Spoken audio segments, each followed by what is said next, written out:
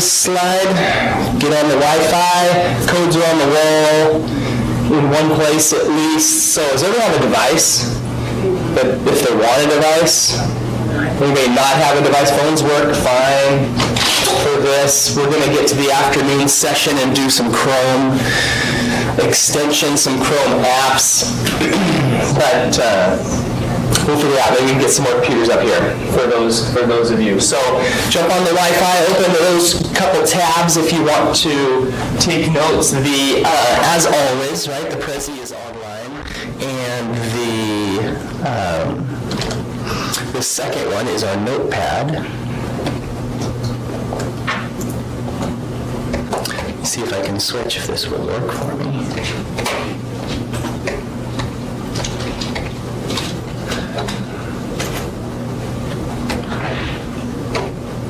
Or not.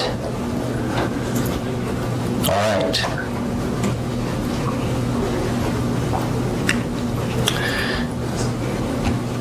So I'll leave that up. All right. Good morning. I'm Steve Phillips. If you didn't know, welcome to ESD. Sorry I had to change rooms. We're not in the penthouse anymore. Got kicked out this morning. I know. But the good news is that your fee to get in is a lot cheaper today because we're on the lower level, right? It's like half the free in here, yeah. But the food is still just as good. So we've got a full day. I have a few updates that we'll start with, like always.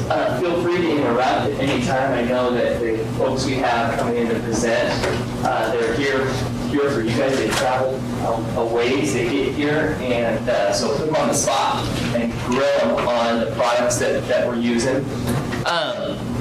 We will, if you have questions or comments, the notepad, so the last link there is where we've been posting that. I really drive the agenda for these meetings off of what you guys post on that. So that's the place to be like, bring back Steve or bring back John, or if we could have the vendor for this product. I need that feedback on top of that notepad. So let me go there real quick so you guys can see it. I'll come back to this screen if you don't have it yet.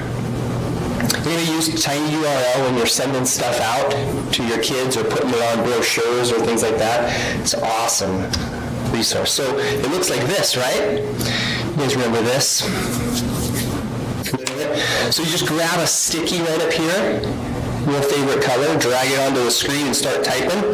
And I cleaned it off from the last meeting and kind of took a screenshot, aggregated all that stuff, and then left up some of the resources that I think we're going to use as we move on and keep going. So I need your input, I need your ideas, I need your comments. Feel free to grab a sticky and be like, Pete, what are you doing? This is crazy. You're wasting our time. Why don't you do this instead? This is your meeting, and I really want to make it useful to you guys. All right, so you've seen the agenda. So this is what we're doing today. Got lunch coming at 12:30. It's a long ways from now, so make sure you get some more donuts or something to make it through. And then, like I said, at the very end of the day, we'll have time to do a group share to talk about whatever you guys want. And then that 2 to 3 hour, I just stuck that in. Some people suggested that. If you're not using Chrome as your browser, why aren't you using Chrome as your browser? Really not using Chrome? I'm just kidding. I wouldn't put you on the spot like that. Highly recommend it. Google's awesome. And if you want help putting Chrome on, you can do that at lunch on your machine if you want to get away from Internet Explorer or Firefox, which are really great browsers too, but I'm just kidding, we're not. All right, so we're going to do some cool stuff with Chrome extensions, which are plugins, and then really excited for all the speakers, but excited for the makerspace, because I think that's something that we can take home and you guys can implement and start talking about within your district. The other thing I want to put a plug in for is we're trying to build our contact list, our distribution list, and so Nancy is working on reaching out to you, if she hasn't already, and finding out who all the other folks that do what you do in your districts and making sure they're getting the resources that we're emailing out. So when you see that, if you could add, I know some of our emails only reach you or your superintendent or your principal, but if you could add all the folks that are in the libraries in other buildings, help get them connected, that would be awesome. All right, any questions, comments? on Wi-Fi that wants to be? Who would like a laptop that doesn't have one? I can have our tech folks work on. Anybody need one? Doesn't? No, fine, just watch them. All right, perfect. Let's move on.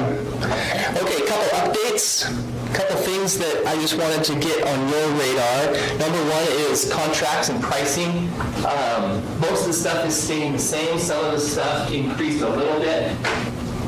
So backing up the reason the ESD is in this part of the media center is so that we can just aggregate and try to drive the prices down for you guys. So instead of you all having to go to Learn 360 and work on contracting a price, we do that on your behalf. And in Learn 360s, in all these cases, it's a lower price than you would get if you went and just bought it straight from the vendor. So there's thinking that we're going to buy it in a group and buy it in mass, and that's the reason the prices are there. So these contracts are going out right now. You've been receiving these, I hope, via email. Your superintendent's been getting it. Anybody else that you have said in the past that really needs to see this and helps make the decision, because it's all over the place. Some of you have your own budget. You make your own POs, you approve it, and you buy it, whatever you want, or you don't buy it. Others are like, that'd be great, but I don't make the decision, so I need my building principal involved. So if you need to send it to them, let us know. And in some folks, it's your superintendent. So in the contract, it has a whole bunch of other stuff, as language and options in there. And I wanted to give you this slide just because this is what's in it, and let you know that these products, I know it's kind of hard to read, there's 4 or 5 products in there. These products are only based on what you guys want. If there are other things that you buy, that you'd like us to go out on your behalf and try to negotiate or try to get onto the ESD purchasing menu, let me know, and we can do that. So any questions on those contracts? It's gone up. I can't remember. Yeah, Learn 360 went up a few pennies. Info base, yeah, those databases are different. Last year we gave you about 400 or 500 database options. And Steve's going to talk about that a little bit more with info base. This year we trimmed it down to just a few that are the most popular and the ones that everyone seems to be purchasing. So, and Steve will talk more about that info base. Those prices changed a little bit. ProQuest is the same today. That's what the asterisk is. The state renegotiates that contract for us. It's a statewide purchase, and the contract ends at the end of June. They're in negotiations right now, so they don't know where the price is going to end up. So they said they were obviously hoping the price would stay the same or go down, which probably isn't going to happen. But it might go up, but not by very much. That's what Will told me about ProQuest. So that's where we're at with that one. World Book, Rosetta Stone. World Book's saying Rosetta Stone went up. I think it was $89 last year. And Life Online is the same. That's our digital citizenship curriculum, Life Online, which is awesome. If your district isn't providing digital citizenship, internet safety curriculum, Life Online is an easy way to implement that and satisfy a federal law, right? By law, we're required to teach every student about digital citizenship. And so that's a pretty cheap way to do it. It's we don't like to say this sometimes. There used to be kind of a bad word. It's a canned curriculum, right? And sometimes people look at that, bad light. But I think it's pretty good because it makes it really easy for your teachers to be able to implement this. And Life Online is basically it's different curriculum for elementary, middle, and high. Right? Content's different for those kids when we're talking about Snapchat and Instagram versus don't give your password and your real address out to the younger kids. So it's all flavored for that. It's got videos. Basically has a PDF that has it's a teacher lesson and has a PDF that's a student lesson. And so you can print it off, hand those out, watch the videos, have the discussion, answer the questions, and there's 3 lessons, each about an hour long at each grade level. So super easy to implement, and you're covering. So really the idea is that every kid gets, every 4th grader gets run through the lessons in any class. So it could be the math teacher to this type of stuff. It's that easy to implement. But it's really nice because it's updated all the time. It has current stuff. So your high school, middle high school kids aren't going to be watching videos from 1982 on the internet. It's real apps and real stuff. Is there a way to demo that? Yes, there is. On our website, ESD website, go to the Media Center, there is a link to the Life Online page, and it has a sample lesson from each of the 3 grade bands. So, yeah, and you can print off, you can do the whole thing, the whole lesson. PDFs are on there, videos are on there. And if you need more, let me know. I can probably get you more samples if you want to see something different. But it's not real robust. It's packaged pretty tight so that you can just spread it out and hand it out to your teachers. Anybody using Life Online? Any testimonials? Is it working? Sorry, some of the teachers have said it's not complex enough for the upper levels of high school. So elementary may be different, but that's one of the things I've heard. Okay. Maybe else? At the elementary level, it was just, I don't know, it's just, I'm not comfortable in teaching my kindergartners how to make a password. Yeah. That, it just did not, I didn't think it worked for our elementary. So we kind of tweaked it and stuff, but now I was not comfortable with the elementary part. Right. Too advanced. Yeah, because these kids go, how do you do that? When I started making that, when I go home, I didn't feel that was my part to show kids how to make do that. Yeah. Well, that elementary part is a grade band. I think it's K3 or K4, right? Right. So, yeah, you'll have to figure out where it fits in with your district. It just kind of didn't fit our younger ones, so we kind of tweaked it and did other things. So. Yeah. Yep. It is a combination. We're pulling stuff from free resources that are online, right, already that you could get. So there's a ton of free internet safety and digital citizenship stuff out there. And what Life Online does is it try to take the best of all of that and simplify it and package it down for something that you could implement in your classroom. It didn't make us aware of it. I mean, it just brought it to life. What we need to be doing. But I have to think that's what you type in a canned curriculum, that's what it is. You have to adjust. Yeah. You have to, I'll take that feedback back to the developers, for sure. All right, so far so good. Moving on, any questions on pricing? If you need the contract sent to somebody else, let me know, and we'll get them to everybody that needs it. I know sometimes it's nice to have it go to your soup or your principals so that when you do come in, it's not you kind of sliding it across the table. They've already had a chance to look at it and see it.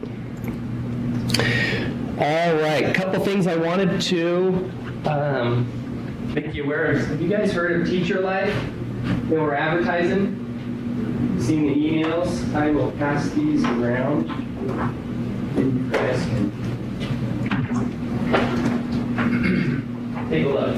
So Pete, does it matter what, when, because I got your email with the contract and stuff, Yes. and I let the principal and the superintendent know what I wanted to purchase. Does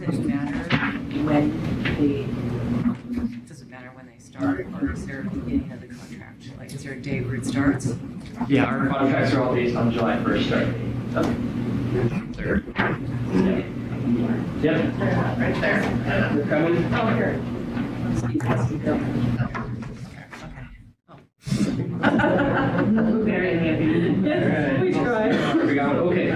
So I just wanted to plant this seed for you. This email has been going out in spam for a couple months now to all the principals, and the first line says, "Please pass this on to your staff." Anybody seen this yet? Yes. All right, good. So somebody's forwarded it on. Yeah, thank you. Posted everywhere. So. Yeah, so, I mean, the ESD, love working at ESD, we have, with our job, we're trying to provide services that you need. So, I mean, that's where we're at. You guys drive this. You're the customers. If you need something, let me know. And that's what we're kind of, so, we provide professional development, right? On the back of this is all the types of courses that are going to be offered. Tough to get subs, tough to get out of your classroom, tough to travel all the way to Wenatchee. We get all that. Time-wise, travel-wise, cost-wise, and so we're thinking, all right, let's try something different. We'll do something in the summer. So here's 4 days professional development. It covers a whole bunch of stuff, and we're trying to, get all the clock hours that you need or that training that you want. in a one-stop shop. So that's what we're doing. And yeah, it's in the summer, so you're not getting paid. It's kind of like, so we've talked to some districts that are like, great, we'll pay for our teachers to go there. I mean, there's all sorts of options that are out there. I want you guys to have it so you can start thinking about it. And I know that you guys get to see and talk to every teacher as they come through your space, and they're talking about different curriculums and different professional development. So anyways, want you to have a piece of paper. Teacher Life's going to be it's going to be a fun 4 days at Wenatchee Valley College. We've got room blocks. We're hoping to grow this into kind of a conference, 4-day conference, where we can get folks down. They're staying the night. We're going to Pybus, in the evenings, or hanging out and doing fun stuff and having, keynotes and speakers and music, and make it a bigger deal and make it statewide as well. So the idea is come and stay, but you could come for $100. It's pretty cheap. 4 days for $100. You can put anything that you want. So online, check it out. Give me some feedback if you have any.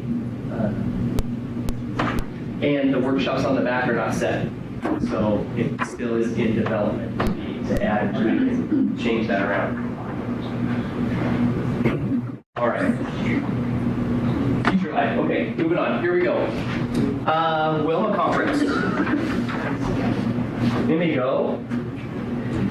Anybody attend? Yeah. So, anybody want to give an update? Talk about who went? I didn't miss it. I got 1, 2. Linda, did you go? fall?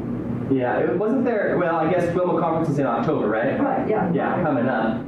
Yeah, anybody going? Plan on going? It's not a mini conference. Oh, it is? It's a 1 day. Oh, okay. And it's kind of a, Sandwiched in between. They're combining it with something. Yeah. combined with WLA. Yeah. So this year it was just kind of a, not one of the mini conferences 1 day. Right. Kind of trimmed down. What was it last year? 2.5. It was Yeah. kind of It was more of a conference setting. Yeah. Okay. We're all invited to WLA. Well, they had their conference in April. So after this year, then we Good thing is, though, that they're having a librarian as the president of WLA. So, he's awesome. yeah. I went to the WLA conference in Chilean. That's The whale conference. the whale Yeah, the conference. whale conference. And that's more for, is that for, It that's was more for actually they for tailoring. So it was interesting for me to hear, what the issues are for public libraries and how it compares to school librarians and stuff. And then they went over weeding and grants, and they had a grant, a person from the state that issues grants and what they look for and stuff. And if you're writing a grant and you want to get the money, what you got to do, put in there and stuff. So there was some interesting things. And it was delicious. It was easy. So is it, you think they're moving, is Wilma going to be combined with WLA? And so are they going to get rid of it? I mean, is it going to kind of fold in and be one? We're an interest group of WLA. Okay. So, It is one.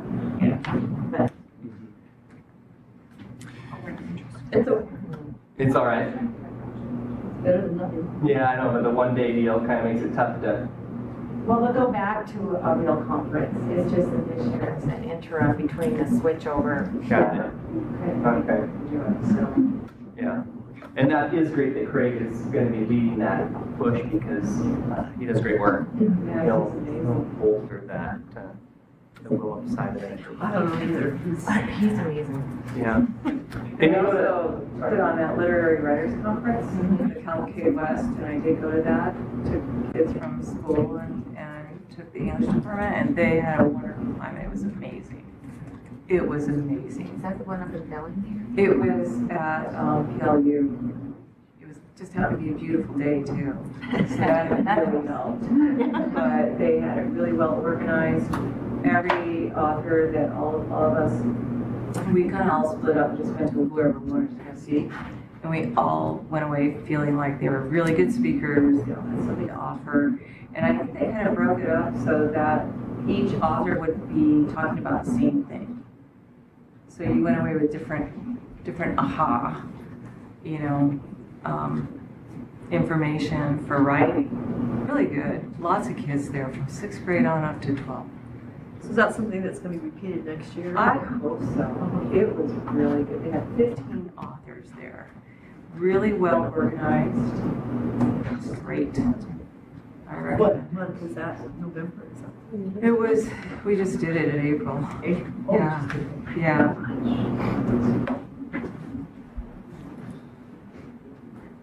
Anybody go to NCCE this last year and take part in the librarian stuff? Or good? Didn't do that. Did you do that? Did you do librarian section of it? No. Makerspace? Did you maker? Yeah. Well, not the big one, but like several small parts of Yeah, them. yeah. So you didn't go to the IT summit part, the first day part? Did you go to the first day part? No, I went to just little sessions and stuff and Yeah. the actual Yeah. summit, yeah. Okay. Good. Yeah, I think that's a great option, especially if you can get to that first, they call it IT Summit, but it's split into two. They have a whole day, and it's based on, it's the librarian side of the house of technology. And they spend a whole day doing it, so they have different breakout sessions within that. One of them was a makerspace, bigger than, there's a lot of maker stuff going on at the booths, but this was an actual 8 hours implementing a makerspace in your library. Anybody doing that right now? Anybody thinking about it? Yeah, good. Maybe this next week when we're not checking out. Yeah. It's become the place to be for a makerspace, right? The library is that space, and folks are jumping on it nationwide. It's kind of a trend to do that. And so the whole idea was, how do I start one of these, right? And we're going to hear a little bit about that with North Central Regional Library today, with their makerspace that they're bringing around in their truck to the local libraries, public libraries. And our conversation with them has been really pushing them to work on getting into or being available to work into the school library. So how cool would that be to have this van roll up, with all of the stuff they have in it. And so if you've never seen a makerspace, I was impressed at NCCE just because their makerspace was soldering irons and sewing machines and tin cutters and little welders and then all the programming stuff, right, of Legos and robotics and that type of stuff. But it's pretty wide open. Makerspace is anything you want it to be. And so they have this truck that we'll hear about that rolls around, but it'd be really neat to be able to do that in your libraries. And so we'll hear more about it, but so I won't go into it too much. But Makerspace is taking off. And kids are loving it, teachers are loving it. You want to share what's going on with you guys with Well, we're Makerspace? working on getting a student-run help desk, but part of that is bringing the 3D printers into the library. So most of ours is going to be coding and doing 3D printing and stuff to start out, but that's kind of our first step for Yeah. next year. Yeah.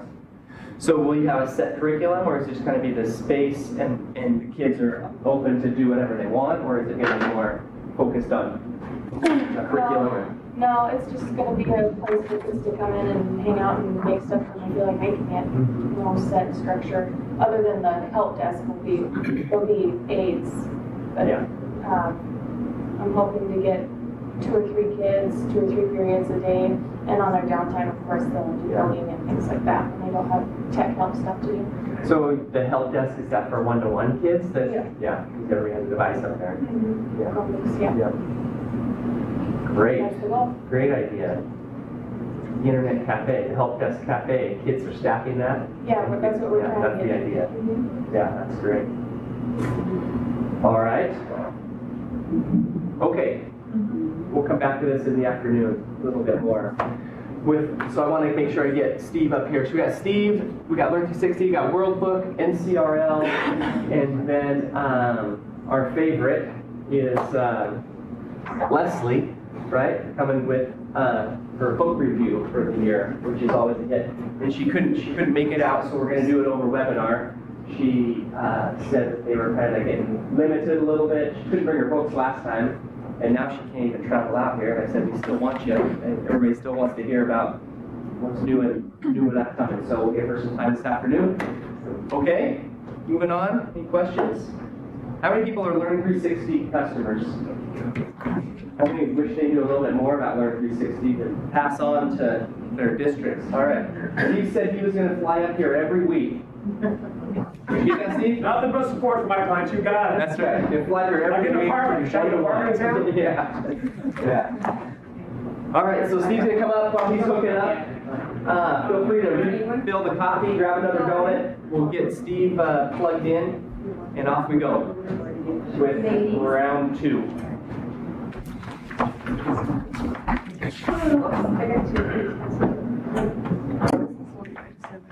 You can, there you go.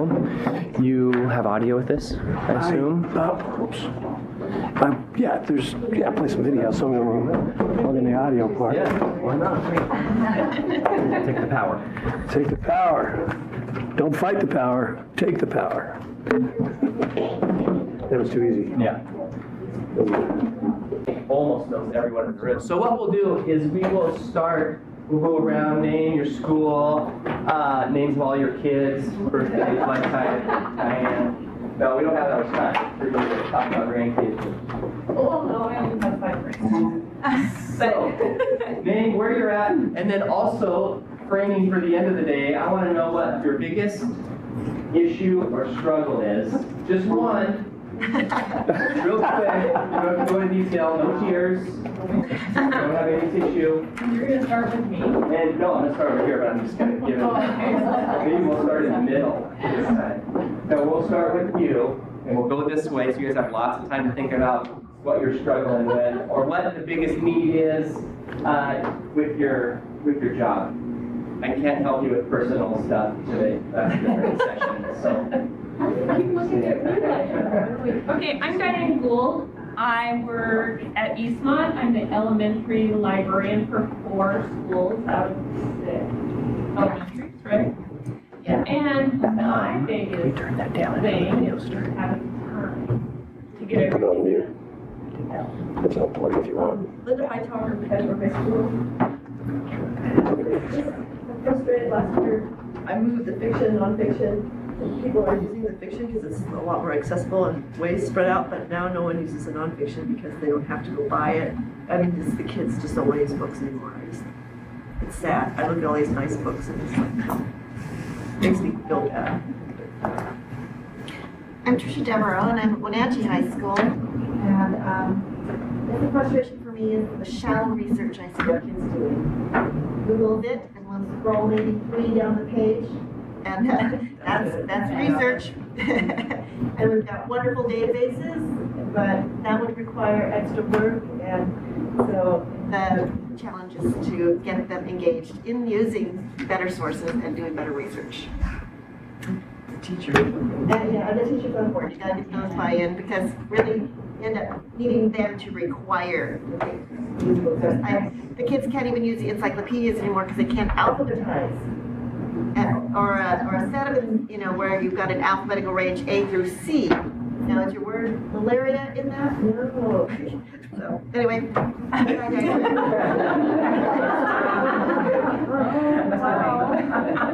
Daily, I'm Peterville, Waterville librarian. My biggest dilemma right now is just administrative support. We're moving certified librarian out of the library and putting in a teacher, but she's not a certified librarian and a parent. My name is Michael Childers. I'm at Mission View in Wenatchee. I'm actually new to the Wenatchee area, so it's nice to see all of you. I don't know, find you a couple faces, not really. I guess my biggest challenge is I came from a private school where we had a lot of technology, and I had fun with computer this year. So to teach them how to get to the databases wasn't even an option for me. But I wrote a grant and I got 5 iPads, so that's exciting. We've been doing some fun work with that at the end of the year. So. I'm Karen Needler, and I'm the librarian at Sterling Intermediate in East Wenatchee, and we have an interesting configuration because we're a 9-track 5, 6, 7 with a little 1-track K4 thrown in there just to make things interesting. So it's an interesting configuration, and then I guess my biggest challenge is trying to figure out a line of how to manage the book world with the e-reader world, with the, you know, how do you purchase and decide whether you're going to continue to buy books or whether you're going to move more into, you know, the ebooks, and so just kind of trying to decide how to transition all of that and to manage it and have it be the most usable resource for the wide variety of kids that we have. I'm Kathy Davies from Osborne Elementary up in Leavenworth, and what you guys said. We've been doing a unit on advertising. Oh. And then I had a brilliant idea to put the kids in charge of shelves so that they were responsible. My biggest frustration though is right now I'm trying to figure out how to think outside the box because they're building a new elementary with a new library, and I'm going to have 24 computers, is what they tell me, plus the books that I take, but I think an article I was reading on bringing the libraries to the future. If we don't think outside the box, then the libraries are going to die, and the kids won't have those wonderful books to open and learn from those also. So that's my huge frustration. She's got a lot more. I'm Janice Turner, and I'm a librarian at Cascade High School in Leavenworth. And I think my biggest frustration is that we do have to adapt to the size. Our libraries are shrinking, and we do have to bring technology into the library. And so I purchased the databases from ProQuest, and I went into classrooms and taught teachers and students how to use the ProQuest as best as I could. I did a webinar training myself with ProQuest, but for 2 years now, it's been put in the hands of the tech director who doesn't think that it's really important. And if the teachers don't get the training so that they know how to quickly go to the searches that they need to search for whatever it is, subject that they're teaching, poetry, or if they're doing a history and some war, and they want to, something specific, they need to know how to just go to those databases and get what they want. They don't have time to search around them, so I want to get them training. And I think the most important thing is that the teachers are trained to use all this great stuff that we see here that we want to bring back to our schools. If they're not trained how to use it, they're not going to use it. They have to be so comfortable in it. And it's great stuff. And I had one teacher ask me, why can't we just Google it? And I'm like, because it's not published. You can put anything on Google. And, there are such great programs. I mean, you got Works Cited, you got everything they need right there. It's just a matter of them getting used to just maneuvering through these programs. So I really think we need more teachers trained in how to do this, because, or I need more training on how to do it so I can show them how to do it. How many years for one day in the fall and in the spring doesn't give me enough training to show them everything they need to know. So I think that's my frustration. Like, I'm okay with things getting a little smaller as long as we have something to replace it. So like encyclopedias, I don't think we're going to replace books. I'm not interested in replacing books. I think we always need to have books, but if we're going to replace the encyclopedias with technology, if we're going to add databases, we need training to show the whole school how to use it. That's it. Yeah, that's kind of a big one. And we'll come back to you with the answer to that question. We'll let Janice figure out the silver bullet to get all of this. Oh, yeah. Well, I have some ideas, actually. No, and I think that's great. I think that's where we need to start, because there is not a silver bullet. There's no one that's going to come in and save the day. No one's going to come in and just plug in a USB stick to the teachers or us and be like, well, all right, now you know how to use this tech, right? I mean, it's not going to happen. So we have to come up with a plan to do this, because technology's not going away. Well, our kids are coming to us in a different place. If they can get webinar training and they get credit for it or time for it, You know, just like other trainings, like how many times do they have to learn how to use the starboard? You know, like over and over and over again. It's the same thing because it's comfortable for those trainings to happen because everybody knows how to do those trainings. It's like a done curriculum. Everybody knows how to present it, but we need new curriculum now for the teachers.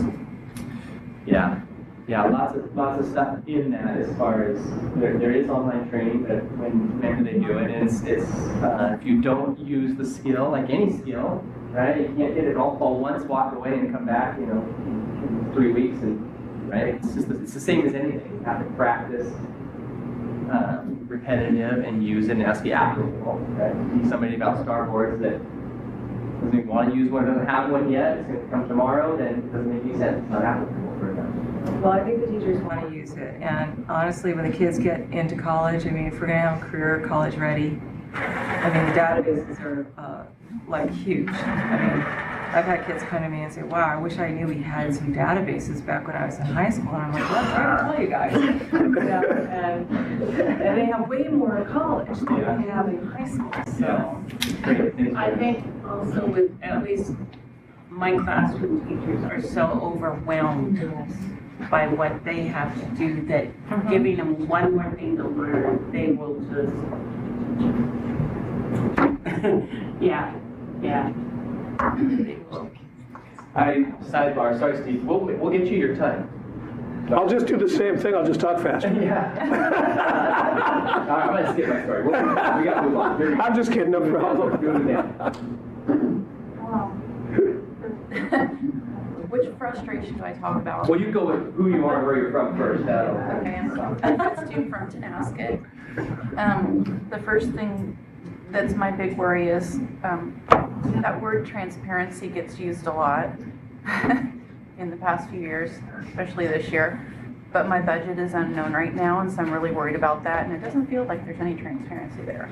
So, I mean, stop using that word if you're not going to do it. We have a sub issue right now.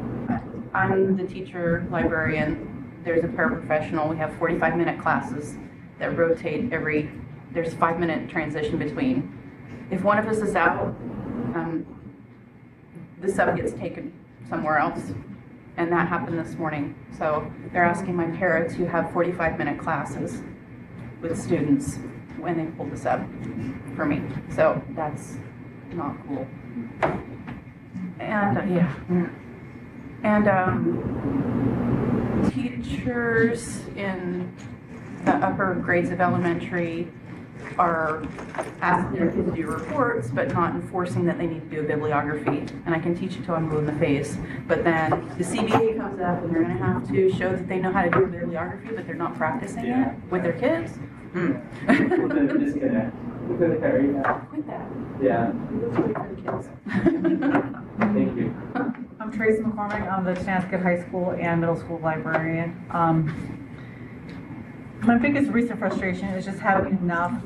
I coordinate all the computers in both schools for testing, Smarter Balance, and other testing, and just making sure that the staff, that there is enough computers for them to do the overlap and the testing. So, yeah. And kids not returning their Chromebooks, the high school kids, every day at the end of the day.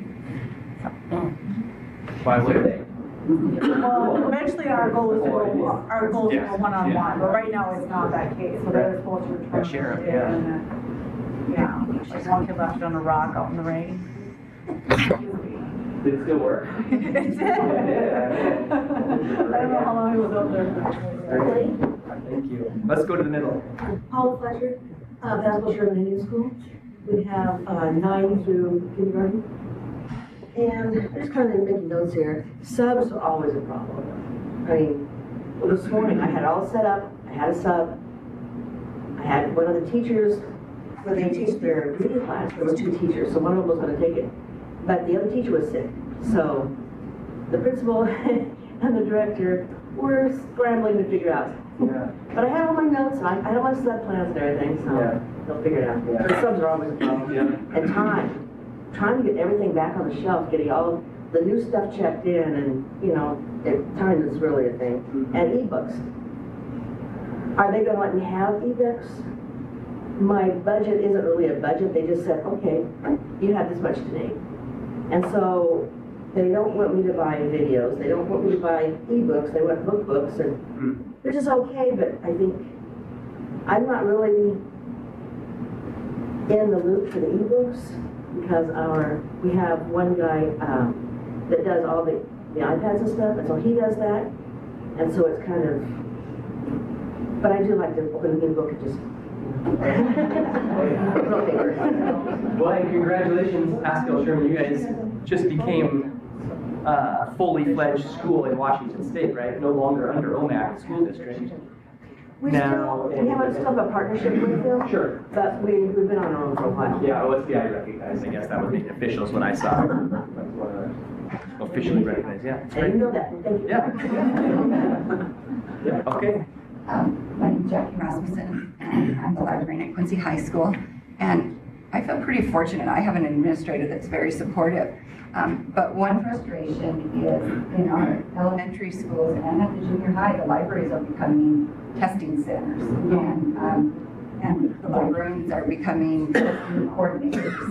And somehow, high school, we've been able to, avoid all of that. But trying to get help for our elementary and junior high librarians because they're doing all the testing, and the libraries are shut down.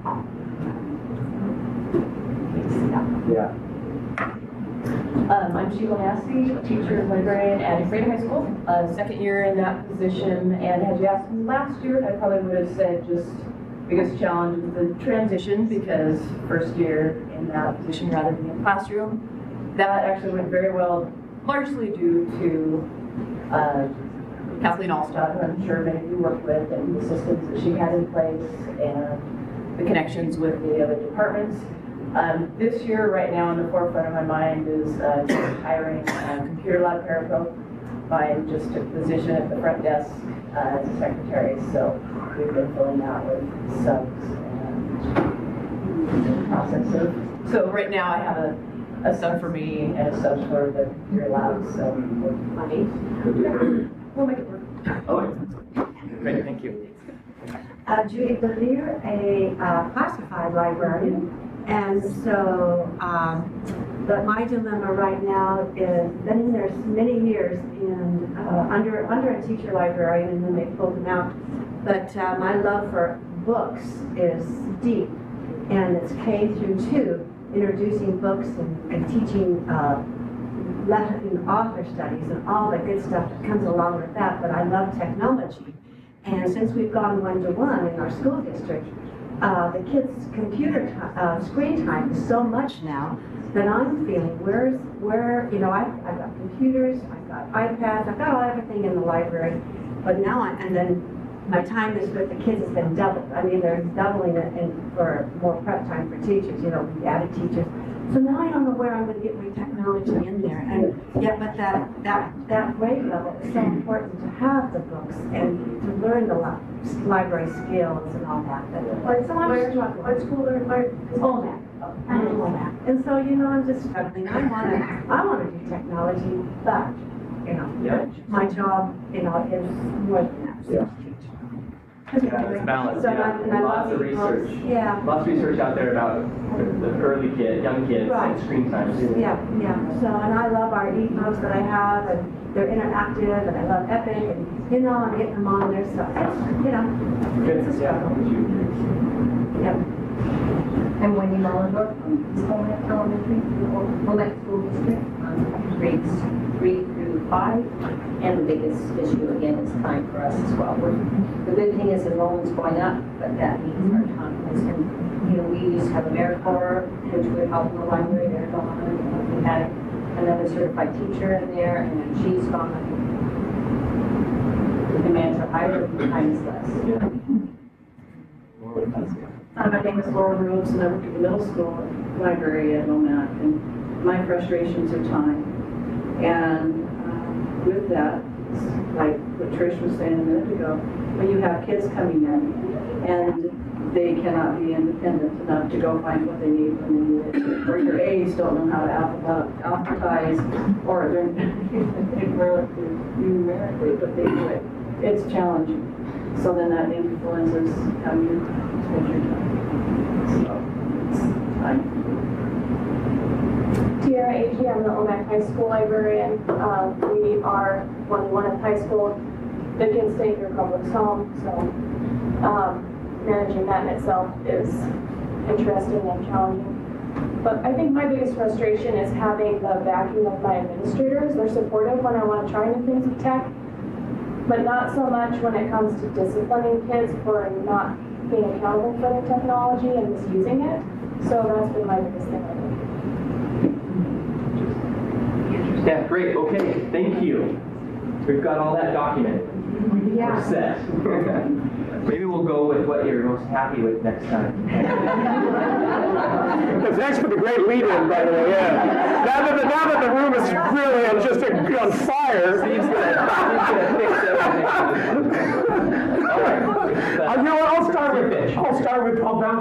out with my people-based learning, Learn 360. And it's like, oh my God, I love that. I use it every day. I use it every day in class. I have the swim good buddy videos, and it'll do this. And seriously, we work long and hard on this. And that's the coolest thing, right? Finally, I'm toiling away in my office all the time, and then it hits, right? The teacher loves it. Conversely, oh, that looks cool. Yeah, we should use something like that. And I look at the badge. You've had it for 4 years, right? So that kind of fits right along with a lot of what everybody's saying. So, and to your end for the support, we joke when I come here, I don't live in Wenatchee, but I'm in Washington a lot. And you have my card to hand out, and I can do follow-up. So I can't do a webinar, you can't take me here tomorrow, but I can do a webinar tomorrow. You can call me in the morning often if I'm not traveling, I can do a webinar that afternoon. 15 minutes to the teachers that are aware of it. Keyword frogs to play. Don't overthink it, it's not that hard to use. Today I'm going to go into a lot of the advanced features and pretty quickly because we've got a library group and you can kind of pick and choose which of these advanced features you want. But I do try and start a lot of teacher seminars and not to be mean at all, but don't overthink it. It's pretty easy to use. So anyways, to support that, your webinar plus me. You guys have other training opportunities. I travel a lot. I can't do it in person. We got a district situation, so I'm here to help and support and follow up too. So, similar to the exciting mode, quickly, I was around the corner and Pete asked the question, how many of them currently have Learn 360? A good amount? Okay, so those that don't, have you seen Learn 360 lately at all? We did a major upgrade in January. I'm going to walk through that, and hopefully those that don't have it will come on board this next year. So, a few things to cover. Okay, just for those that aren't aware, we're now part of info-based learning. We launched Learn 360 in 2008. Pete came on board 2009 or 10, right after the launch. 3 years ago, we merged with info-based learning. That's done two things. Info-based learning is a major publisher out of Midtown Manhattan, New York, publisher of nonfiction books and online resources. And what that's done takes a while for companies to sort of merge stuff. It's a couple of things. We've added a ton of new content to Learn 360. With that, it's given us more leverage, and I'm going to show you how aggressive we are with acquiring new content for Learn 360. It's also allowed us to integrate some other resources from info-based learning into Learn 360 with some options. And then I have a good relationship with the ESDs. We have some databases that are available through the ESDs too. So Learn 360, for those who aren't aware, primarily access to video. This is sort of my checklist to cover today. New updated Learn 360. Ton of new features. I want to make sure you all are aware of the administrative side of Learn 360. We've got some usage boosters there, some emails you can send to teachers that might help build usage.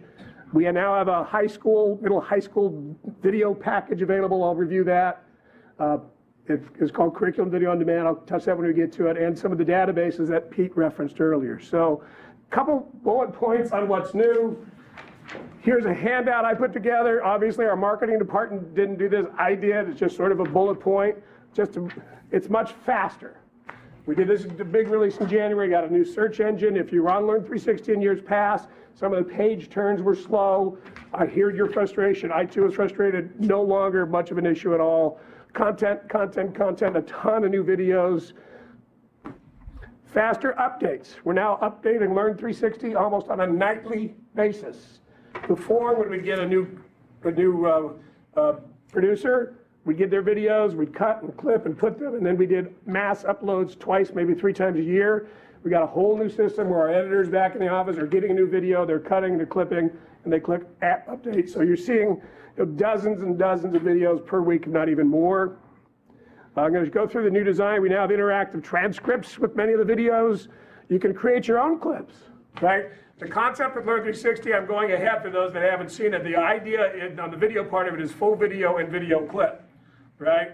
50-minute video on Hawaii, 5 minutes on volcanoes. We've now given you a way where you can create your own clips. Anybody using learning management systems?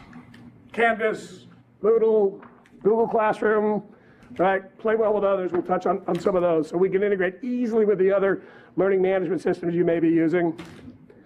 For example, we now give you embed codes to integrate with those too, if you want. So play well with others is a real key for just that.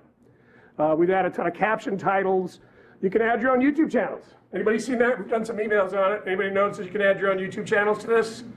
All right, we'll cover that. And a video intro to playlist, I'll cover that as well. So let me just get into Learn 360 specifically. P, you want to use Chrome? Is that, yeah? If you want. I'm just kidding. We'll just ridicule you later. So if you add a YouTube channel, let's say of your band performance or something like that, you know that they want something on there, and YouTube is blocked, but if they go through Learn 360, it wouldn't be blocked, right? You're still pulling from YouTube, and I'll show you that, but the URL has a Learn 360 link in it. So work with your technology team so they know to unblock that it's coming from Learn 360/YouTube or whatever it is. So it still links to YouTube. We're pulling from YouTube. We're not downloading the videos and putting them into the system. Okay. It's still pulling from YouTube, and when I get there, you never leave Learn 360, but behind the scenes, it's embedded in the Learn 360 window. But if there are specifics for that, reach out to me, and we'll work with your technology people as much as we can to give them the information they need on your proxy server, whatever it may be, to block if it's directing from that. Those are just YouTube. One thing you can do too, if you need to do training back at your site, you can go to marketing.learn360.com and click on content. So this is a really good overview. So we have many different producer partners, 140, maybe 50 now. For those that are not familiar with, you're going to see names you know, like History Channel, Reading Rainbow, National Geographic, BBC. Names you might not know, well, Dr. Seuss you know, but bigkids.com. So we require a variety of videos from a number of different producers. And the idea with that is one man's trash is another man's treasure. Production values differ, right? I mentioned Slim Goodbuddy earlier, right? Anybody heard of Slim? Right? Just funky guy in an outfit. Honestly, I get teachers come up at NCCE, oh my God, I love Slim, I use him every day. And then 5 minutes later, someone else will come up, oh, you've got all those Slim Goodbuddy videos, don't you, right? Production value, variety, not all videos from the same company that are building into it, so it does give you a variety. And I mentioned being real aggressive with adding new content to it as well. It is a comprehensive library, so all subjects are covered: social studies, science, math, language arts, health and guidance, arts, world language, vocational guidance. It's more than just video. I'm going to show you today that although we're known for video, there are a handful of audiobooks, not a ton of them, but there's music tracks and speeches, there's an image library, clip art, printable maps, experiments, and diagrams, 10,000 of those that are now added to the system. And I mentioned the interactives and encyclopedia articles. It's a K-12 library, so all grades, all subjects, and correlation to standards. So if you need to do an intro back to your staff, you're not worried about PowerPoint, go to marketing.learn360.com, click on content, and that gives you a quick mile-high overview that you can use to introduce back to your staff if you're tasked with, hey, what's this Learn 360 thing? Tell us about it. Click on features. You can create playlists, bookmark favorites, save searches. I mentioned creating the custom segments, set up preferences. And the other thing I like to ask here, I mentioned to play well with others and different search options. So that's the key component here. point out the features. Oh, I'm in a library group. I'll go back. This is important. Citations. There we are. Right? There's citations on the system too. And there's a correlation to standards. Anyway, that's just a quick overview, content, features, and you can always go to the support component too. This is where we talked about play well with others, different, Moodle, MediaNet, Follett, uPortal, Sakai, Canvas, many other different integrations that are part of it too. So that's the Mile High Overview of Learn 360. I'm going to sort of walk through the basics here and make sure everyone sees what's on the system. Are there any specific questions? We'll get into the YouTube. Anything somebody really wants me to cover here today, make sure I edit properly and get to it. All right. New design on the front page if you haven't been here in a while. Up front, most popular. This is going to be most popular at your school, what people have been using. So that'll kind of tell you what's been using. Recently added. Here you're going to see what's been added over the 20 videos that have been added over the last 30 days. Added by Learn 360. Added by us. Featured producers. So you can view all. We'll see Weston Woods, visual learning. I'll get back to some of that in a little bit. The other thing I like to do too, if you're showing this to your teachers, go to the browse subjects, and that's a good mile-high overview of the number of assets that are under each of those particular categories. So arts, biology, careers, earth science, geography. The other thing I like to do to go to on that, just for a mile-high overview, is go to the subject index. And we have the visual image of that, and also the specific listing. So, for example, I'll get, high school teachers. I teach business. You don't have anything for me. Well, you can just click on business. There's 325. And here you have a page. Earning money, borrowing money, needs, wants, financial advisor. Click on that. That'll take you right to the video. So in terms of ease of use for teachers, those are a couple places I like to go. They know what they're looking for. They can go to that subject index, get a good mile-high overview what's in it, click and play and get to the resource. This is for those that have been with us for a while. Briefly, I'm going to go to the advanced search. My acquisitions people really asked me to cover this right at the beginning. I say it's kind of boring doing searches to start with, but it's important. I'm going to go to the advanced search, and this is new content added, right? And I'm just going to show since January of 2016 through today, and click search. We'll get back to the advanced search and some of the functionality of that, but this shows 4,473 videos and 8,972 other media. Those are the printables we talked about, encyclopedia articles. So, and you can narrow down by grade level or producer, key producer. So that's just an emphasis on we're adding a ton of new content with the new data, with the new revision. And I'll just go back again here. Date added, let's just go back to just even March, let's say, through today. I can go back just this month. So we're adding content continually. We don't have the time here for me to go through every producer and all the different lists. I can only hope that you go back and unpack yourself a little bit. I know your teachers don't have time, but here we have just 2,488 videos added just through the last few months. So we're continuing to add new content to the system. You can sort by A to Z, newest to oldest, or most viewed. So if I go from A to Z, right, as the librarian, you might want to do a search, find out what's available. We also give you the ability to export these. You can export this search. It puts it into an Excel, and you can send that to your teachers. That's another way to potentially help with, as you're using as a librarian, here's different videos, and then we can go newest to oldest. So the message there essentially is we're adding more and more content constantly to the system. If you have a teacher back at your campus who says, I couldn't find anything, that might have been a year, 2 or 3 ago. There's a good chance there's something in there for them now that's up and available. All right, the basics. Keyword search, advanced search, search by standard. I'm just going to, for those that haven't seen, we talked about earlier, don't overthink it. Fossils. Search.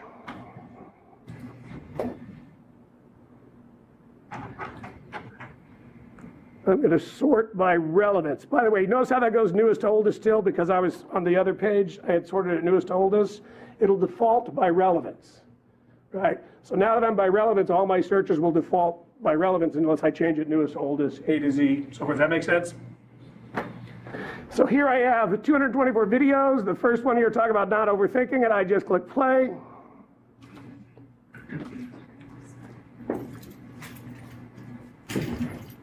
And this is a 22-minute, 18-second video on fossils. Oops, I gotta plug the audio in. I knew it for each for a second.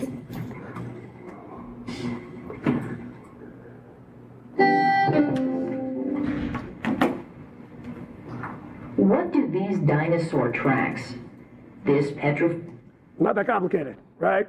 Now, you want to start using advanced features, really narrow stuff down, but found a video, click play. A couple things we've done that are new. Now, I can obviously scroll to whatever segment I want. Right to that. Because we find their fossils. We now have feeder mode, such as ancient, which is great for using on the smartboard. You can go to full screen, but you still have all the functionality below it. Scientists have learned an go back to standard mode about the history or full screen on Earth.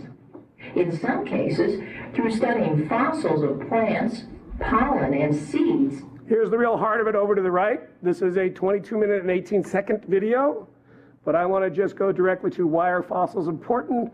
That takes me to this section of the video that's 1 minute and 18 seconds long. That's the full video clip component. Click play.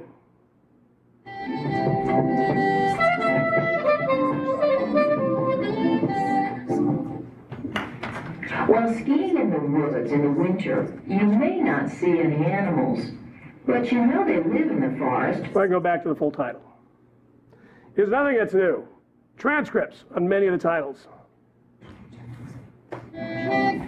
So see the transcripts right here? Not all the titles, about 50% of the collection does, and as we move forward, more will. Let me show you how this works. See over here? You compare. What makes this fossil of a plant different from this piece of granite? So I can just click anywhere I want in that transcript, it takes me right to that section. This cement could be considered fossils. Most fossils are considered to be the ancient remains. I can do a keyword search. I'll just put Earth. We bookmark it over here to the right. Is the study of fossils and ancient life. And paleontology. Click Earth. Takes me right to that section of the video too. While it seems rather quiet and motionless to us, over geologic. So, full video, clip, now transcript on many videos take you directly to that particular section. Pretty simple, right? Let me show you some new features that we've added along the bottom here. Under the related, here's what I like. Let's say you like this particular video, Kenny G Music set aside, whatever it may be. This is from Visual Learning is the company. They're relatively new to Learn 360. This particular producer wasn't on a lot of the streaming services, just came on board in the fall. Really well done, core curriculum kind of content. So if you like this and think this is great, then you can just, we credit these producer pages. If you just click on Visual Learning. So these are 406 titles from this particular company. So you can hit this page link, highlight this, copy this, email this to your teachers, post it. Another way to help your teachers become aware of some of the content. So if you just take this link and send it to them, it'll take them to a page, this exact page. So it's a good tool for librarians to help promote what's in the system if you find a particular producer that makes sense. So that's at the bottom of any particular, and teachers would like that too. They can go to Visual Learning. We also have them filed under geology. Same thing, you have the page link. Send that to teachers. Here's geology videos on Learn 360. That's down at the bottom of the playback page. Related. The Visual Learning videos have great teacher guides. This is a teacher guide that goes specifically along with that video. Some of the guides on Learn 360 will be of 1 or 2 pages. Some of them might be as extensive as this one, which I think is 20 some odd different pages. Blackline Masters, recommended activities, quizzes, tests. This particular is 30 pages long. So there's a teacher guide that goes along with the video. recommended activities, and so forth.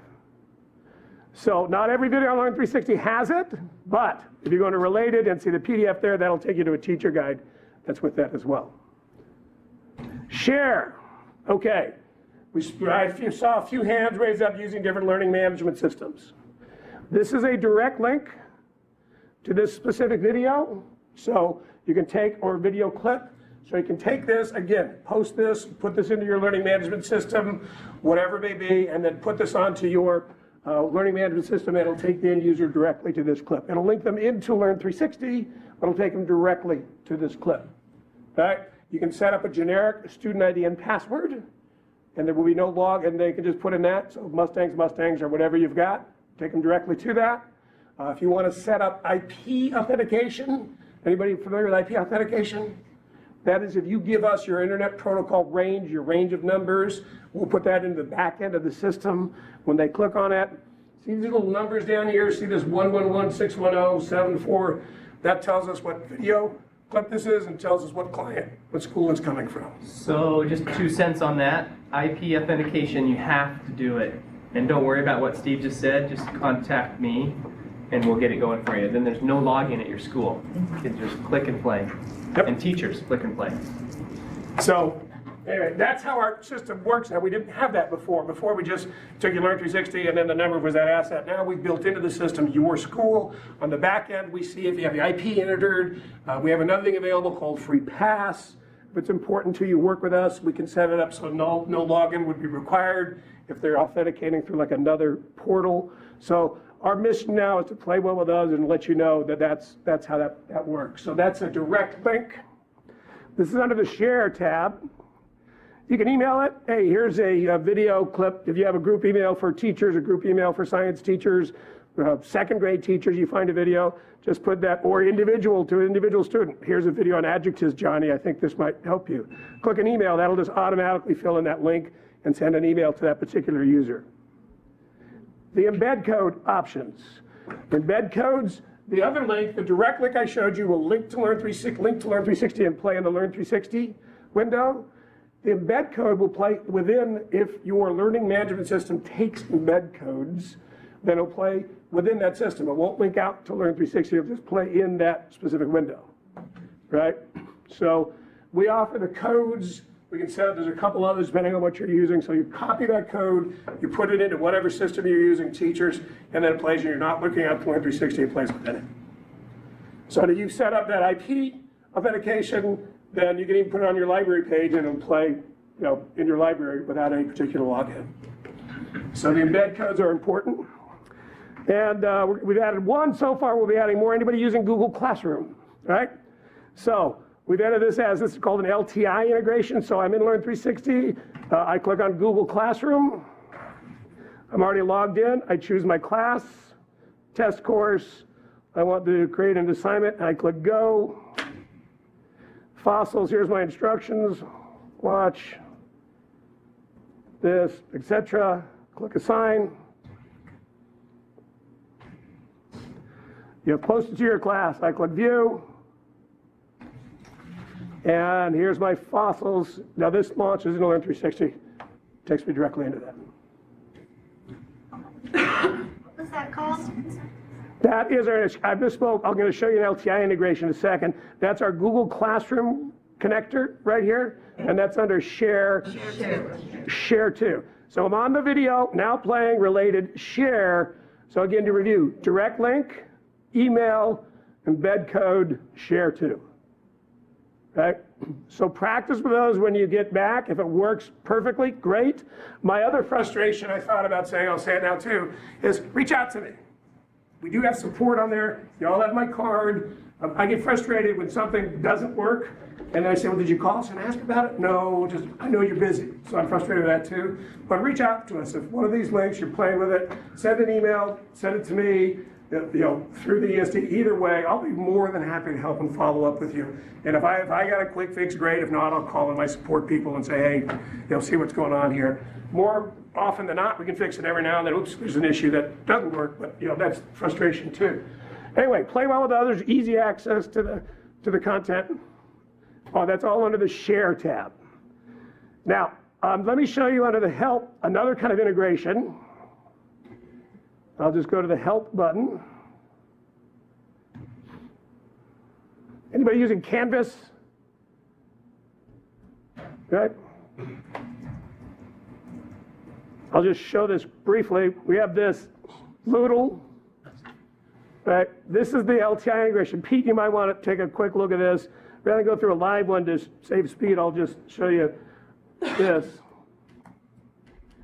This is a bit different, just for future reference. I won't cover too much time. If you're using a different learning management system, you may log in through Canvas. You may log in through Moodle. You may log in through Schoology. You may log in through whatever system you may be using. There's lots of learning management systems out there. I'll let them fight that, right? We do a good job of delivering video and play well with others is kind of the way we look at it. So the way this sets up is if you log in through Canvas, when you go create your course, it has a little Learn 360 icon there. See that? Then you'll get the search options. You still haven't left Kansas, so you can put, or excuse me, Canvas. We're going home, we're going home. It's Friday, we're all going home. Maybe that was an interesting slip. But you put plants in there, and then eventually you choose either embed, preview, you can watch it, or embed, and then that just puts it embedded into the Canvas player. So not a lot of hands were raised on this, so I'm not going to spend too much time, but just planting the seed under the Play Well with Others. We have this connector here, which connects to Google, and we'll add more to do it that way. But if you have a new learning management system, reach out to us. We may have it ready, or it may be in the queue to set up. And this is called LTI. I forget what it stands for, Learning Something Interoperability. You probably know. And it's just a way for two different companies to set it up so that code can connect. So will Canvas and Schoology and Edmodo, will those be in here on the Share 2 at some point? Yes. With Google Classroom? Yes. How did you get to that PDF with the instructions? I went to the help. Okay. Okay, go to help. We get a lot of help. Help.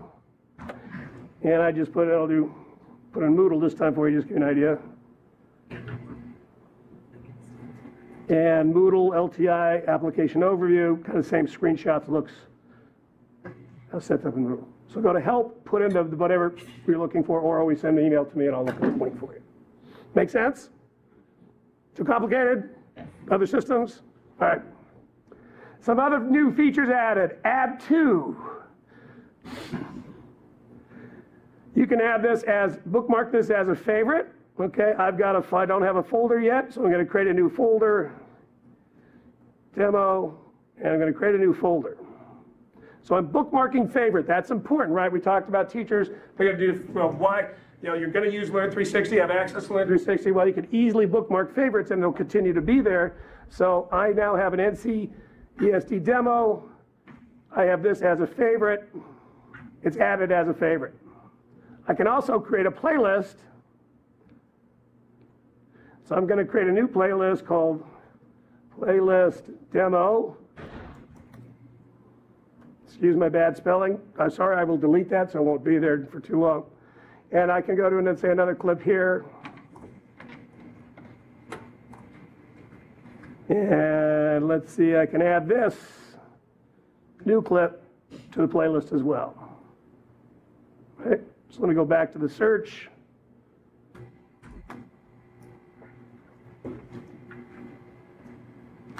Fossils here. From here I can do the add to as well. I'm going to add this to my demo. Now that's added to my playlist. All right, so let me show you how I'll get back to the playlist in a second. I want to continue to go through all the new features on the playback page. We have citations, MLA, Chicago, APA, Export, EasyBib, Noodle Tools, directly on here too. All right, let me go to playlist for a second. Playlists are under My Learn 360. There's a brand new account. You see I have 2 favorites bookmarked. So there's fossils. There's my 2 favorites I've marked. So if I go directly to this, it takes me directly just to that specific video clip. Those are favorites, are one by one by one. But here's my playlist. Playlist demo.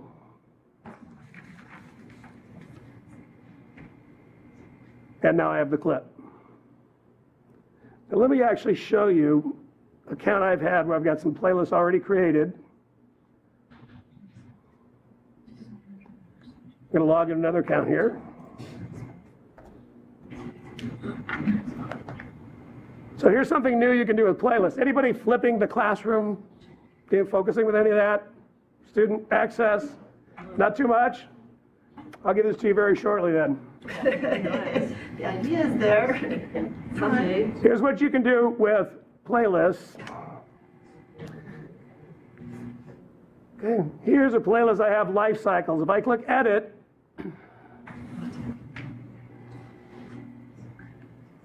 so there's all the different videos I've created that are on this playlist. These are all placed sequentially. Does that make sense?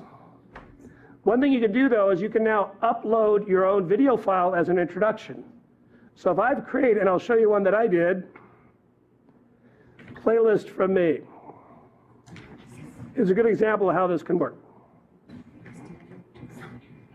Hello, Steve Finch here. This is a very short video, just as a way to show you how you can put a video in front of a playlist.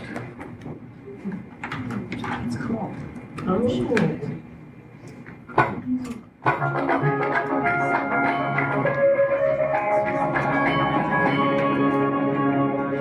So you can see high production value. We hired a model to do that one. But if you want the teacher, all I did was just do a short video on the camera here, put on the computer, click on an upload, and that's now the beginning of my playlist. Now how you can share playlists, pretty simple as well. I can just take this share and see this tab here, see this highlight? I can copy this, email this, paste it, whatever it may be. There's no login required on the playlist. You're going just to the playlist, not into all of Learn 360. Takes you directly to that. Steve Finch here. This is a very short video. Jim. Again, so when you create a playlist, right, so you go to My Learn 360, and you have your playlist, and share. That's all you need to do is take that URL, a teacher can post that playlist. So as librarians, you can post that. Here's a playlist on some clips on bullying, whatever specific, health issues, business, whatever specific you are, you can take that and create that playlist and post them, send those to your teachers, and it's easily available to all. Make sense? The other thing, and you can do with the videos, I'll just pull up another one. Talk about related, share, add to, citations. You can now create your custom segment if you want as well. So we do the full video and we do the clips, but if you want to create your own clip, pretty simple. So you have to, if you make a video, you have to go to your playlist, upload it to your playlist? Yeah. Okay. So yeah, right now the way to add, the idea with this is for teachers that are flipping the classroom. We've had some statewide deployments that are doing a lot of flipping the classroom that really wanted this. So again, all I did was here, I'll go to playlist, I'll just do it. In the interest of time, here, I think I have it here. This is just a little MP4 video I did. Put it on the computer, and then I just went to upload, and it automatically puts it right in the front of the playlist. So where did you do the upload part? I did the upload part when you create a playlist. You have to go to My Learn 360. Hello, Steve. Yeah. So you go to My Learn 360, right? I go to My Playlists. Now once I have a playlist created, see my life cycles with 7 different items, I click Edit.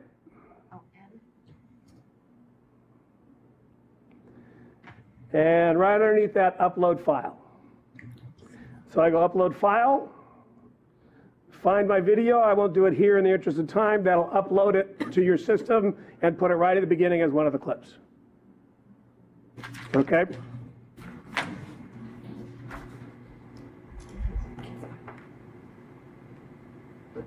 Oops.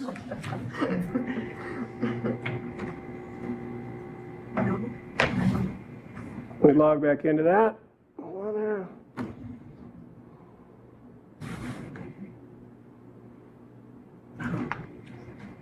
Excuse me, I logged out by mistake. So now I'm going to show you how you can create even your own clip. So I'll go directly to, here's a specific video. And now we have a custom segment option. So we do the clipping. If you like it, great. If not, go to a section of specific video.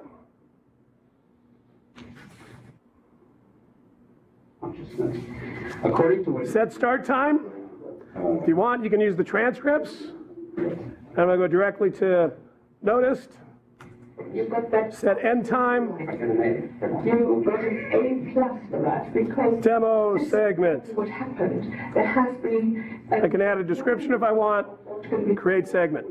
autism into a whole spectrum, as it's called, or something. So now here's all the clips for that video. Let's see how easy it was. Down to the bottom, demo segment. And you have all. Click play. Now playing, related, share, citations, everything available on that. Now there's a way where you can put those saved segments. Again, those are under My Learn 360. And see where it says My Custom, yeah. So if you're doing this, and let's say I put it on a blog or something, this playlist, if the student accesses it from school with an IP, they will watch it. But if they do it from home, they'd still have to log in to see it, right? If you're using a playlist, no login is required. Oh, okay. So if you create a playlist and then click on that share button, there's no login required. Because Learn 360 knows that you have okay to use it. And there's not a link to all the other content Learn 360. They're just saying just that specific playlist. So if we wanted to create a lesson that a student could access at any time, we could do that, and they don't have to log in. Correct. And there's no login anywhere, just because you're just saying the Learn 360. Okay. That's part of that. Yeah, we're thinking that the kids might rather watch it on a screen than have us do it in person. It might be more. And by the way, anybody that has Learn 360, are you providing student access? Yeah. Right? Give students access to, right? Set it up on your library page with IP authentication. Your project is to build a presentation on country in South America, whatever it may be. I want you to use Learn 360 as one of those resources. Don't just Google everything, okay? Learn to use something other than just Google, and go to reference databases and use the citations, and you're getting a safe video library. So I've got a lot of clients that haven't still, another frustration, allowed student access, provide students with access to. Years ago, it was a major bandwidth issue. Kids streaming video, today not as much as an issue. Let me show you an example of a custom segment that I like to show, have a little fun with, maybe even not fun, but make life interesting. We have a video on fascism. And I was watching this, and there's a 4-minute section on fascism in Italy. Yet I found this 30 seconds might be a good discussion starter these days if I just click play. So I created a 30-second clip out of a 4-minute clip.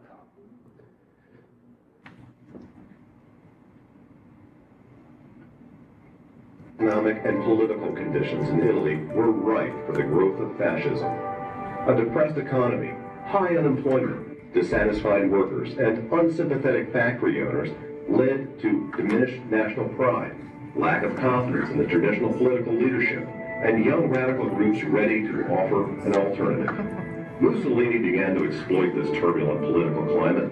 He formed the Fasci di Combattimento, a group of black-shirted fascists who sympathized with the factory owners and Take that where you want to take it, but it's going to begin some discussions. And I noticed the usage of this nationally on this lately is really gone up. So anyway, that's a really good example. It's pretty easy to do. I wouldn't show new teachers this on the first time they see it. Right? Just put an adjective, click play, and they're good to go. But that's a new feature that I think it might take off tremendously as more and more teachers get into it. You'll see also the standards on this page.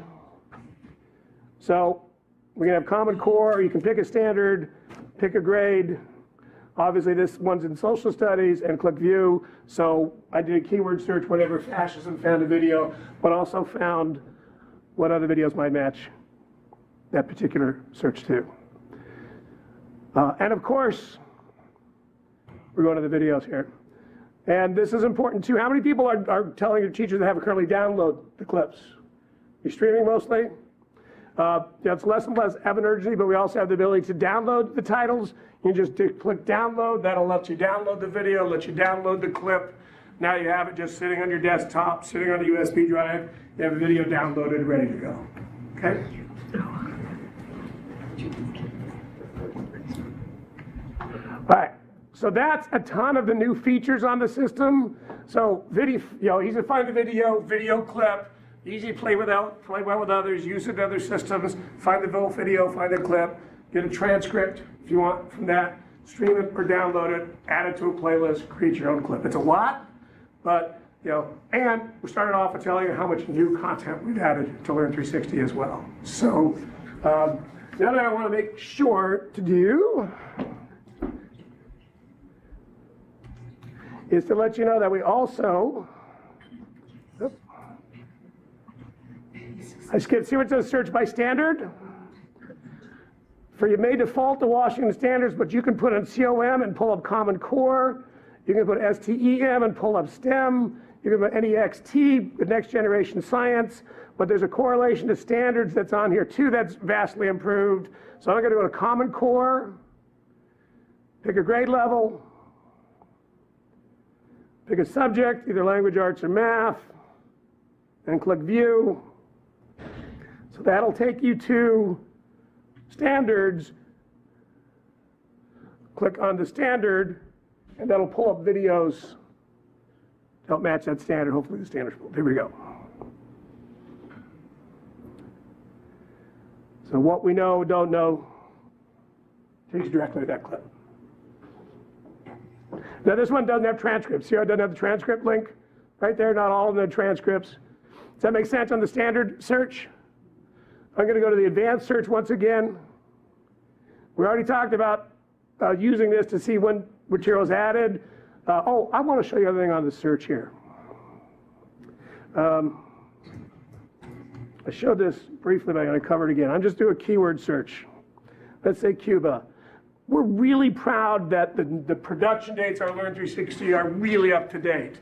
Right? When we first launched, some people, the video, I'd have somebody come by NCCE, it's like, they'd come by and say, yeah, I like it, but have you put new videos in? I'm like, okay, let's get right to it. Went to it, you found some older videos.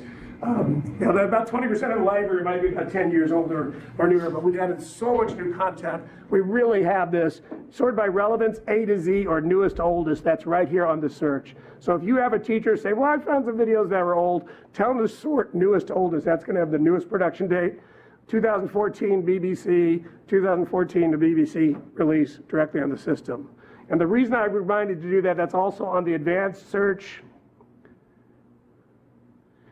And you can put on here directly copyright date after 2014. Do your search that way as well. So if that's really important to teachers, sort by newest to oldest, or tell them to go to the advanced search and cover from there. Right? So we also, on the bottom here, show only closed caption videos. Ton of videos on our closed caption. I didn't pull that up on the other videos. I'll do that before we're done. Show only programs that have related resource. Remember that teacher guide for visual learning I showed you? If it's important to make sure it's related to resources that's there. Show only programs that have interactive transcripts. As I said, about 45% of the library has that. That lets you narrow down. And show only recently added. That'll take you to videos just from the last 30 days. So I want to make sure everybody covers that advanced search that's part of it too. All right, producer index. This is like the one thing I pointed this out briefly. But anybody heard of Common Sense Media? Yeah. Right? Good stuff, right? Go to Common Sense Media. Take that page link, copy, send that to your teachers, right? And the elementary teachers here, right? Have heard of Weston Woods? No? Weston Woods is a Scholastic, a little small division of Scholastic. They take the picture books and do really well done, popular animated videos to match. So you can take directly to, so this is a good example of what Weston Woods does. But see that page link? Same thing, send that to your elementary school teachers. Are you aware of Weston Woods? Do a Weston Woods search on Google, maybe get a description of it. But really popular, well done animated videos. So use that producer link too, okay? All right, So that's a ton of new content. I want to get to the YouTube component that we started with. Pete, I go a little bit long, so I started a little bit late. Absolutely, Okay? yeah. All right. So that's Learn 360. I didn't spend a ton of, one other series I want to show you. Anybody have tasks with training on technology? I'm going to go to the advanced search. There's another producer in here. Best way to pull that up is look by producer, called Total Training. And I'm going to hit search. Here's sort of the tricky part. I've told my officer to kind of fix this. 2,501 short videos, 1 to 5 minutes long. If you click on the series link, it puts it in much better order. Training for Adobe, Premiere, Microsoft Outlook, Adobe Photoshop, PowerPoint, website design, Microsoft Excel. So this isn't yesterday's software, but period you've got, so you can go directly to any one of these specifically, and you'll see a lot of short clips for this too. So maybe your students will want that. A lot of people don't know that's in there. Total advanced search, total training, narrowed down by subject, and you'll see a ton of videos for training as well. Okay, YouTube. If you go to the producer index and scroll down to the very bottom, these are all our producers. There's the web channel index. Now, we debated whether we should add this or not, right? Some of our schools block YouTube. If you're blocking YouTube and it doesn't work, you can turn this feature off. Actually, you have to turn it on. It defaults to off. Should we add this, right? To some level, YouTube is our competition, right? People just go to YouTube to get videos when they could go to us or all these great services. The good news is there's a ton of really good content. The bad news is there's a ton of content, right? Can you find it? How long does it take to find? Can you trust it, right? Will it be there tomorrow? Can you trust it? Is it on the environment? Was it done by an environmental company? Was it done by petroleum company? Whatever it may be. And will it be there next week, right? Does YouTube find out there's music that's not licensed and just pull the thing? So, what we're doing from the administrative side,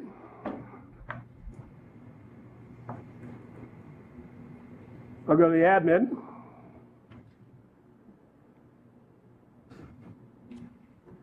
Under content tools. So our smart editors back in New York, these are the people that write databases and other material, they're adding YouTube channels already to Learn 360. Right? So we've already added these to the system. And then down below, you can add your own. I did Seattle Post just for fun to add to yours specifically. So all of these are in the system. And you can get to these by going to the producer index. I'm back to the user side. And everyone knows Khan Academy, right? So you go to Khan Academy. And here the Khan Academy videos are. And we're playing in Learn 360. So this gets to your question earlier. So we're pulling from Khan Academy. So I have an arbitrary inscribed quadrilateral in this circle. And what I want to prove is that for any inscribed. So I got to those, we're going to producer index and scrolling down to the bottom. But it's integrated Learn 360. If I do a keyword search ratio, here we have several of our videos, but if you scroll down, different videos in the system, and over on the right-hand side, if I want to just narrow it down to Khan Academy, I now have the Khan Academy videos. So they're identified there as web video and seamlessly integrated into the system, and click play. Let's say that we have an exponential function, h of n, and it's a. But for that to work, you have to turn that feature on. Yes, we default. I've made a suggestion defaulted as on. We because it's been received really well. Does people like that idea? Yes. Yeah, we were concerned about people blocking YouTube and not sharing. So I sent an email yesterday to the office that please default that to on. We may default it as on. But if you have admin access, if you don't have it, send an email. Make sure you're set up. Go to your admin. I'm in it right now. Click on Content Tools and check mark that from dark to the light and make sure it's enabled, and those will show up. The other thing you can do is you can add your own web channels. Pete, let me show you this. If you see a web channel you want to add on your own, you just go to YouTube, and at the bottom of the YouTube channel will be the name of the channel. You copy and paste and put that into Learn 360. So I'll just go to YouTube. Pete, do you guys have a channel? Yes. Okay. What's it called?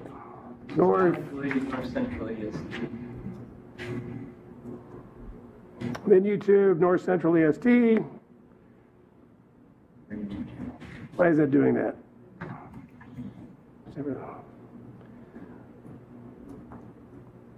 Well, there's a Chrome issue. Oh, that hadn't happened before. Let's go here. Bear with me.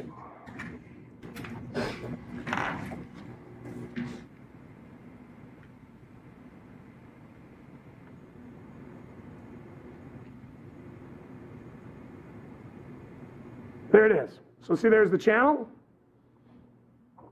See the ending here? Now you don't have a name for the channel, so but we've prepared for that. So I can copy this, go back to my admin,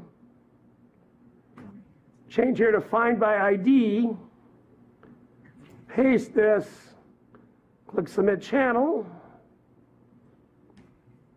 There it is, and click add new channel. And that's now added to your search. Click on it. It takes 24 hours to load. Oh, click on it up there on the tab then. So our YouTube channel. What we're doing today is this live right now. There's Steve's back. Oh, goodness gracious. Live streaming YouTube because we're recording it. So this is available for folks that couldn't make it to the meeting that we'll post later. You think the NSA will know about this? I was thinking Oh, it yeah. should have just been taking We'll have to we'll have to blur out some things. Yeah, blur this out, will you? So we can go back and watch this if we want. Yes. Oh, good. Now, one thing to note on that, so I want you to use this. Beaverton School District saw this, and a day later they have 30 YouTube channels added to it. They went crazy for this. So you can add your own channels, add your own school district channel, add your own high school channel, add a local news organization, add an educational channel we don't have on there. It's pretty simple to do.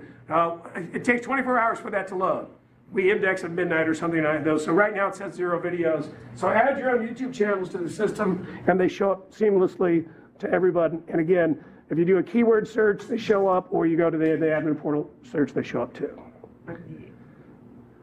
All right, a couple quick things I want to get to before we close out. New options. Any general questions on Learn 360?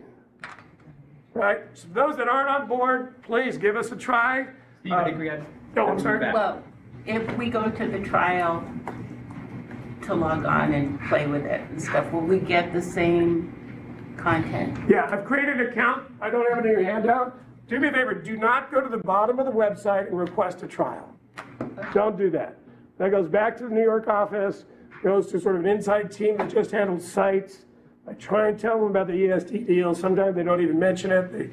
They're just out of an office. So do me a favor, either send me an email or I've created one for you and I'll email this to you. It's complicated. You're going to Learn 360 and it's NCESD, password digital. Pete, I'll send that to you. I set that up this morning, actually. Okay. Right? That's So don't. a trial. That's a trial. That's a trial. I'll expire that at the end of June, right? Got enough time? So just go to Learn 360, NCESD trial, send an email. This morning, I got to have a trial for the meeting today. That's a different trial. Oh, never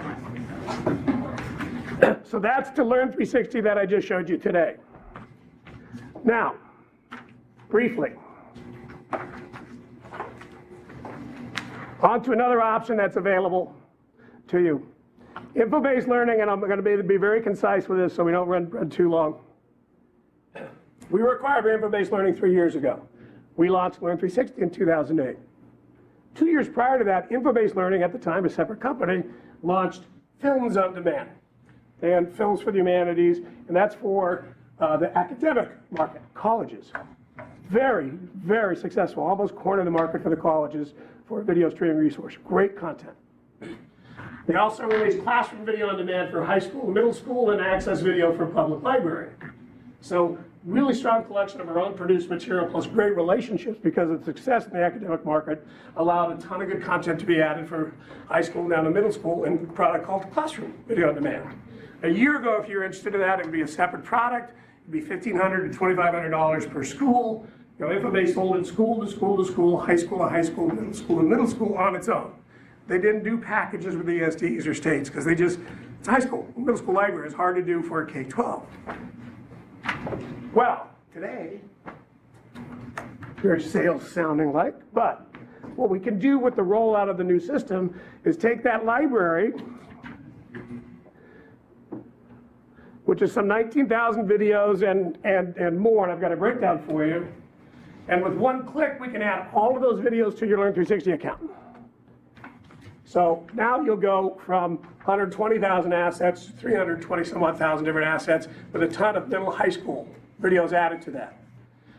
If Pete said the fee for that's in your collection, basically if you buy Learn360 for half of that price, so let's say your Learn360 is $500, then for $250, you can add this collection to a specific school. You don't have to buy it district-wide, you can just buy it for your high school or just your middle school. So one easy click, all these videos are added, and here's a login to just that system. So you can go to cvod.infobase.com. It's on your handout. Yeah, it's on the handout, yeah. And then just right here, it's CVOD demo.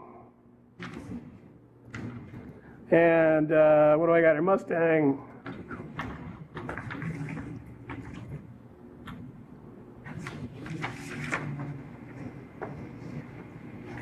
So if you go to the producer index, you'll see now you have, TED Talks.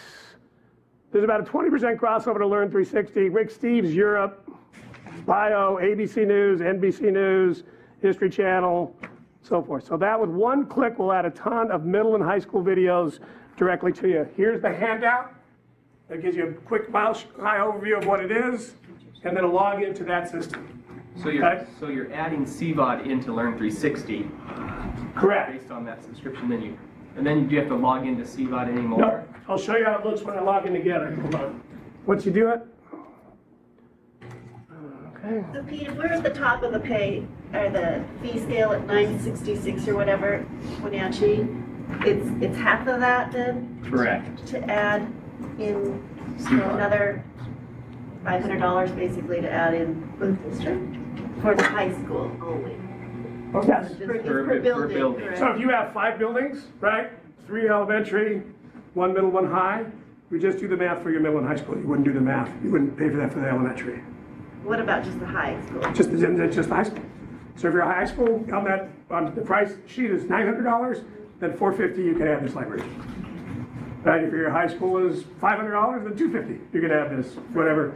So as opposed to a year ago, if you wanted to get curriculum video on demand, one by one, you'd be paying $1,500 to $2,500 per school. So with one click, we easily add to it. This is what it looks like, Pete. I logged into my Vegas account, they have that. See how the search says 321 assets available? That's the combined library one.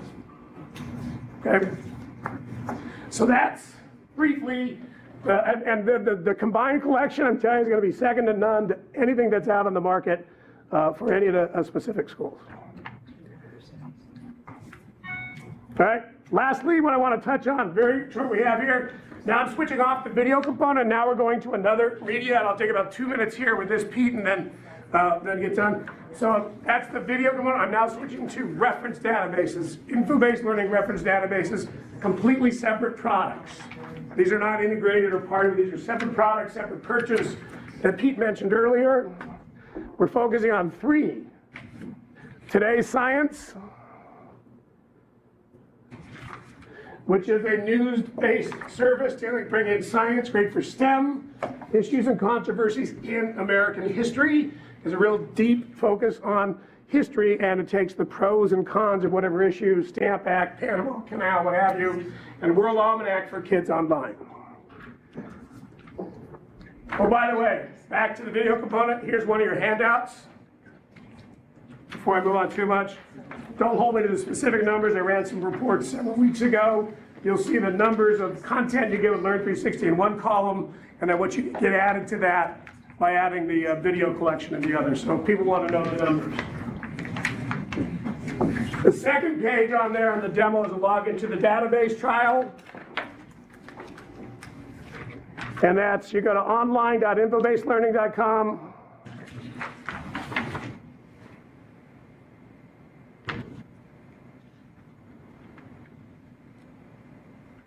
Let me get to that.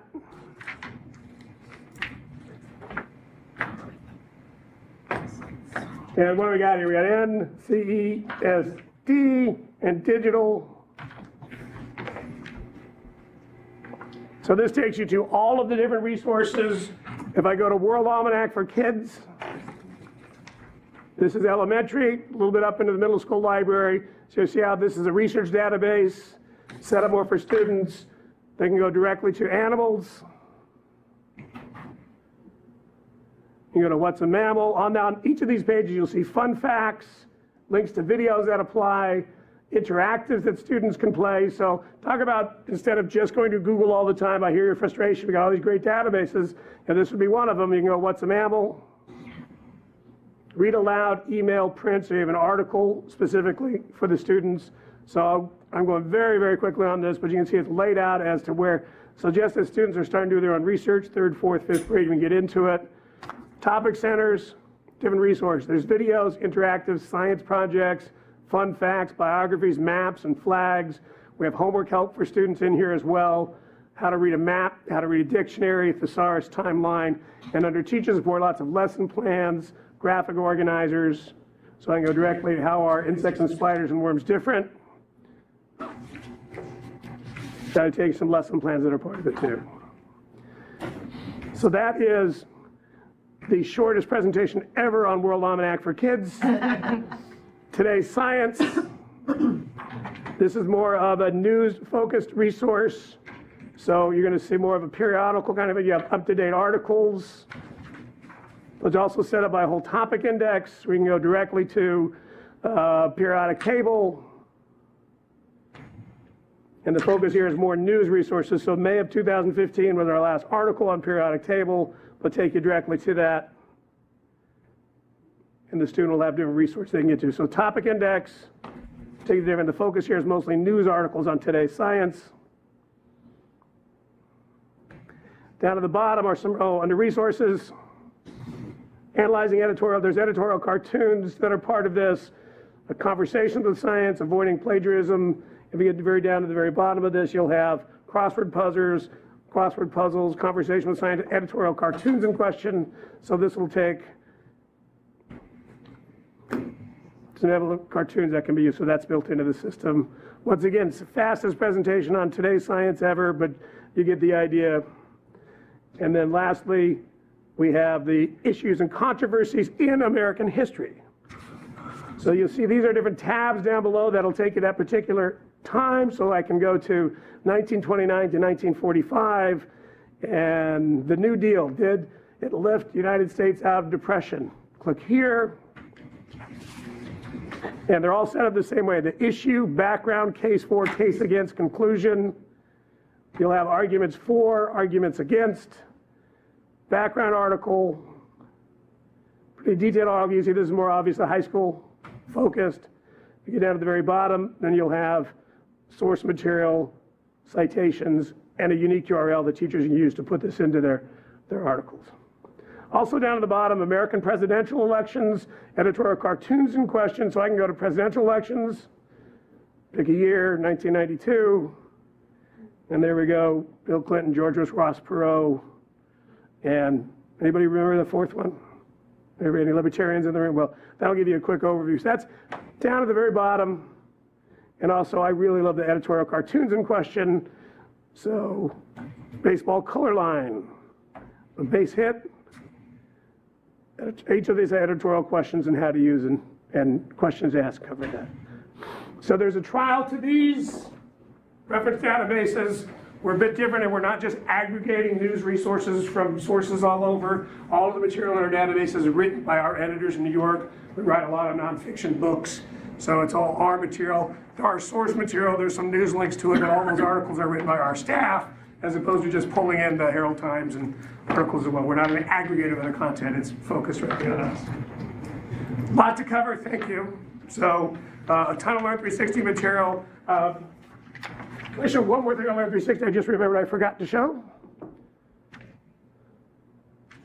Media types.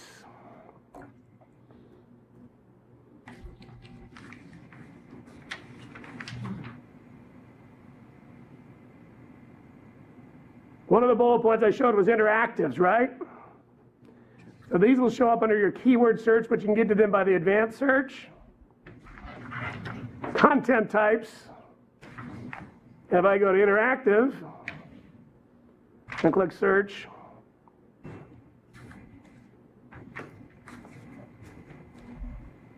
we've added 257 interactives that are part of this too. So if I did a keyword search place value, this would show up under other media.